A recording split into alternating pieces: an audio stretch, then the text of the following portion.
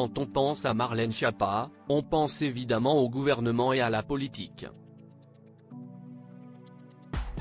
Mais la secrétaire d'État chargée de l'économie sociale et solidaire et de la vie associative en France détonne par sa personnalité, sa force de caractère et son indépendance.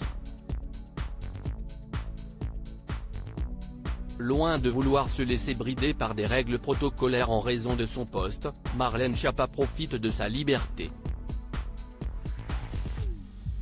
Elle a d'ailleurs posé en une du magazine Playboy, attendu en kiosque ce jeudi 5 avril, à qui elle a également consacré une longue interview.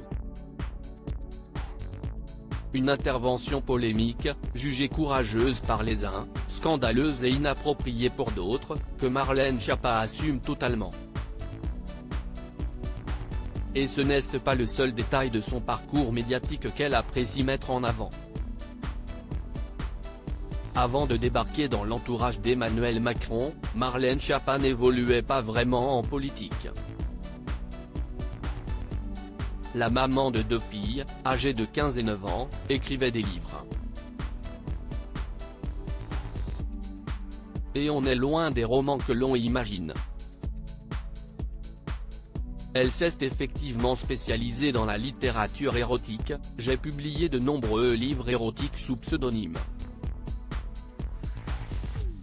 À la fois des guides pratiques, publiés dans la célèbre collection Oser de la Musardine qui fait référence, explique-t-elle dans Playboy.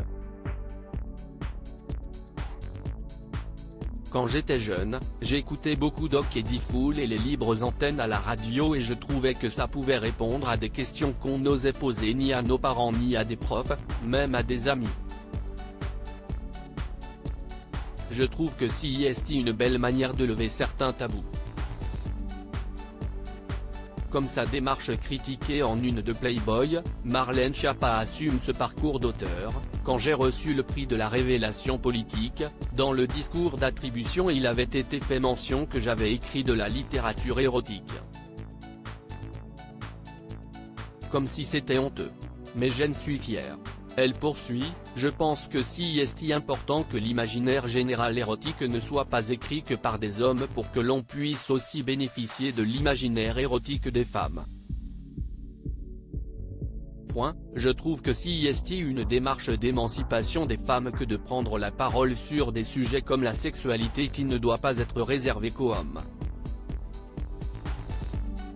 Marlène Schiappa divise. Les réactions ont été aussi positives que négatives en apprenant que Marlène Schiappa allait faire la une de Playboy.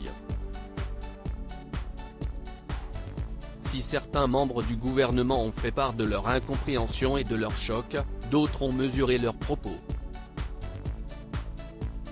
Certaines personnes, loin de la politique, ont même adoré et encouragé la démarche.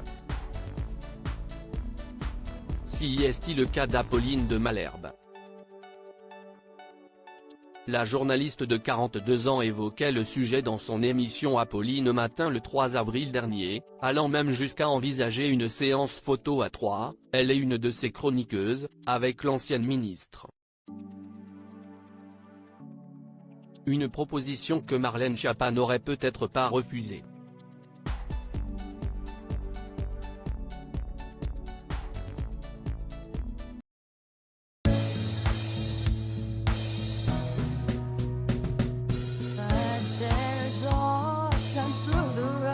I think you can let me know. Sit down, sit back, let me help you out.